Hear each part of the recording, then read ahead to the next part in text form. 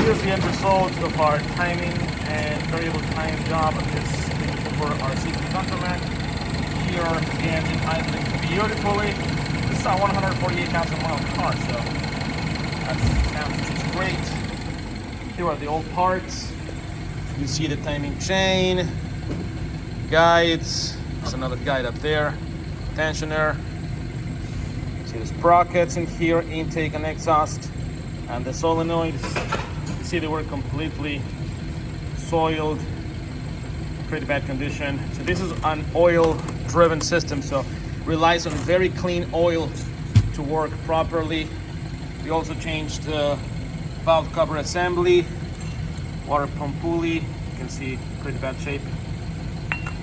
And there you go. This is what you want to hear. And then final test is check the codes of the car. Our scanner connected here. Pulled it with the engine control module. Go ahead and read the codes. That's what you want to see. No DTCs. There you go.